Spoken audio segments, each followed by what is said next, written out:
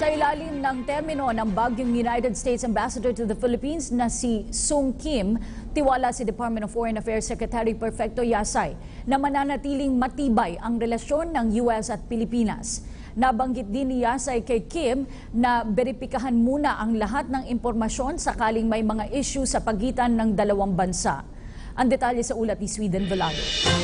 Positibo si Foreign Affairs Secretary Perfecto Yasay na mananatiling matatag ang relasyon at pagkakaibigan ng Pilipinas at Estados Unidos sa ilalim ni bagong US Ambassador to the Philippines, Sung Kim.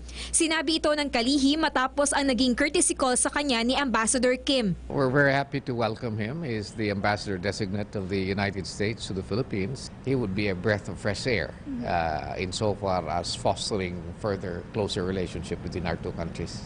Isa naman sa mga nabanggit kay Yasay ni Ambassador Kim ay kung may mga issue man sa pagitan ng dalawang bansa ay beripikahin muna ang lahat ng impormasyon bago ito ilabas sa media. Matatandaang nakaapekto sa relasyon ng Estados Unidos at Pilipinas ang mga lumabas na balita hinggil sa paratang ng Amerika sa umano'y nagaganap na extrajudicial killing sa bansa, bunsod ng malawakang laban kontra iligal na droga ng Administrasyong Duterte na siya namang ikinainis ng Pangulo.